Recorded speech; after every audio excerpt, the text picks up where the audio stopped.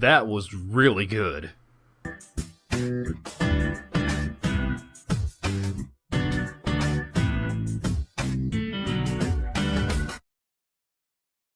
Hello everybody, my name is Meister Blue, and today I took a look at the first episode of Joker Game, and boy was that awesome. The show is set in Japan war times 1937, and everything about that just immediately makes it cool to me in the first place, because I'm a history buff.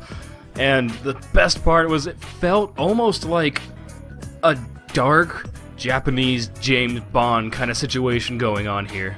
The main character of this show is like a cop or something. He's like some sort of militia officer person who isn't a spy, despite the fact that he works for a clandestine spy agency. This agency went through rigorous training. I'm assuming a lot of their candidates died in it. They learned from pickpockets, they learned from thieves how to unlock safes and everything, they learned how to seduce women from gigolos, and it's describing all these things that made these 8 final people in this agency the ultimate, like, spies, the ultimate just stone-faced spies who can survive anything. And then basically this one guy who now works with them who thinks that spies are cowards because he's very proud and very upfront about things. During a late night, he walks in on them playing poker and decides to play with them and just gets his ass handed to him.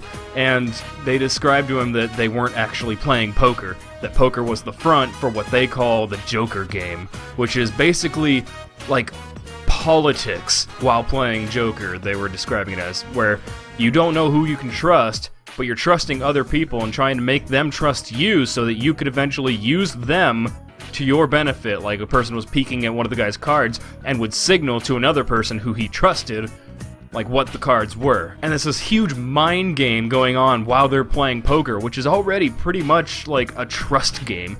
And I love that idea. And the main character, this guy's gonna have to start learning some things, because he gets played a lot in this first episode already, and he's gonna have to learn how to like keep up with these spies in order to not get into dangerous situations, which it seems like by the end of this episode, he is already in. Animation-wise, they do a good job making this show dark. Not dark as in the mood of the show, but dark as in there's a lot of shading, there's a lot of dark shadows, rooms are just casting darkness when people are talking, and they use it to make it a more gritty, realistic look, which is really cool because it kind of blended in and contrasted almost at the same time the OP of the show, which was beautiful, where it's just like decks of cards and cards flying all over as the characters are coming around.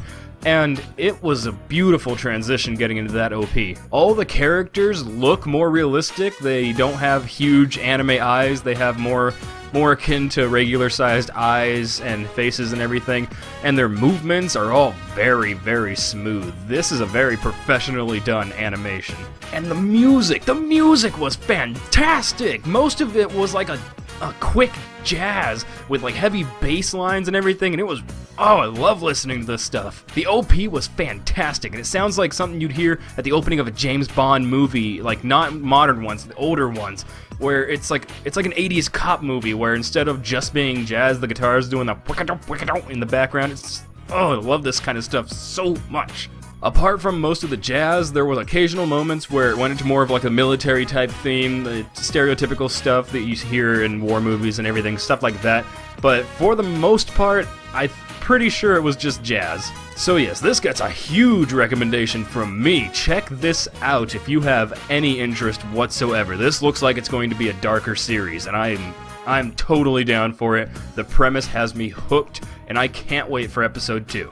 Thank you all for watching. I'll see you guys all in the next video. So until then, everybody, peace out.